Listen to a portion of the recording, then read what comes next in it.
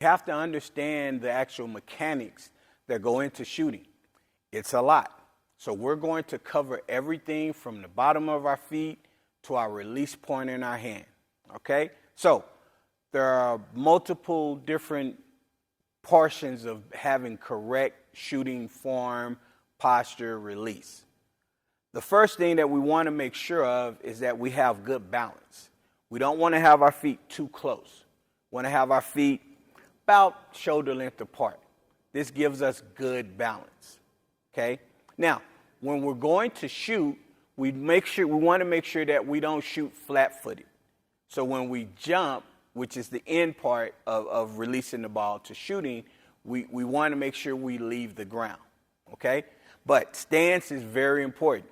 If you're right-handed, you want your right foot to slightly be in front, or they can be equal.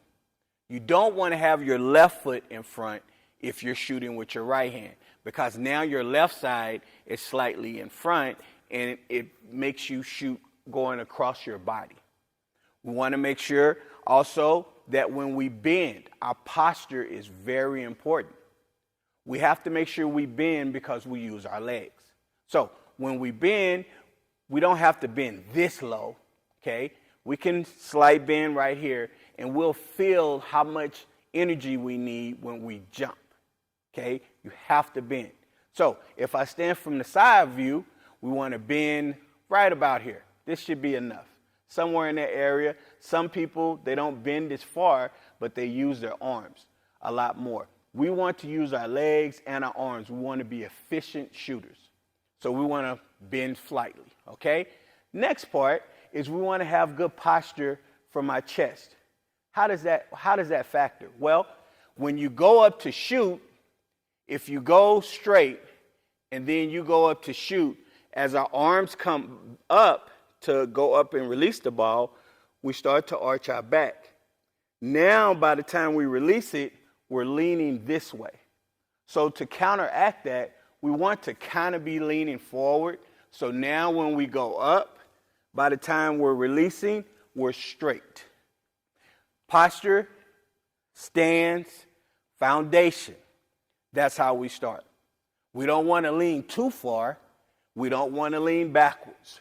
Okay? Just about right. Slight tilt, and it'll help you when you go up into your jump shooting. Now, we get into going up in the upper part. We want to make sure that our regular hand, which is our shooting hand, if it's our right or our left, we have to make sure the ball placement is important. So you'll hear the terms grip. Where should your hands be? Well, you want to line your hand up around the middle of the basketball. You don't want to have your hand to the side, because when you shoot, your hand comes off and your thumb is usually the last part that leaves, that the ball leaves, and it will cause the ball to spin at a wrong angle.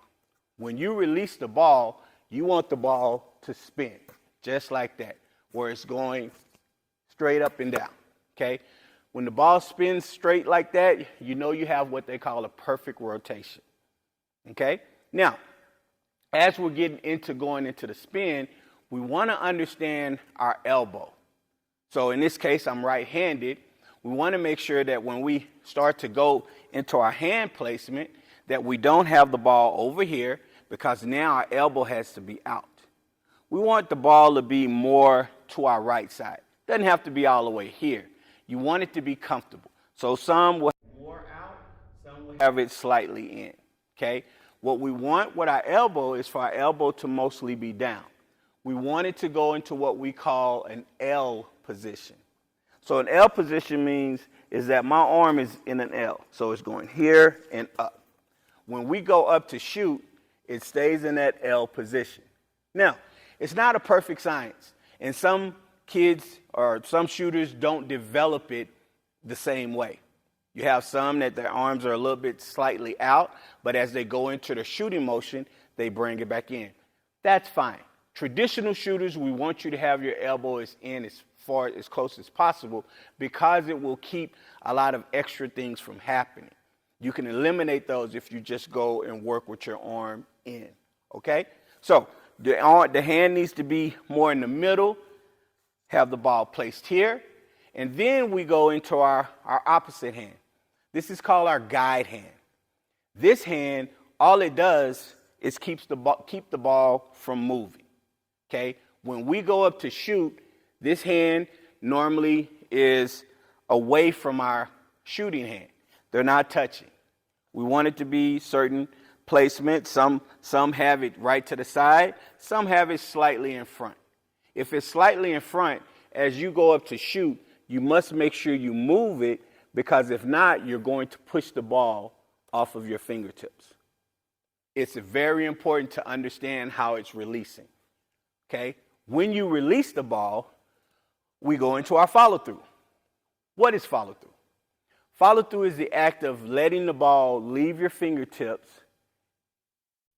like so, pointing your fingers down, and flicking your wrist. That's the follow-through. When you get good follow-through is when you snap your wrist, like so. What you don't want to do when you're shooting, when you're doing follow-through, is you don't want the ball to roll off your fingertips from behind, because then you don't get the power and the shots fall short. So our follow-through is the last part of the release when we shoot the ball. We start from our feet, good foundation. We take the ball here. We get in a nice, good stance, and then we go up and we shoot. That's the practice that's important to start any type of shooting for any level of basketball player. You have to understand that these things are very, very important. Now, once you start to work on the foundation, the posture, you're bending your knees, you're coming up, jumping off through your toes, your follow-through, your hand placement, your elbow in, follow-through, flicking the wrist. Once you've worked on these things enough, then we will move on to the next part,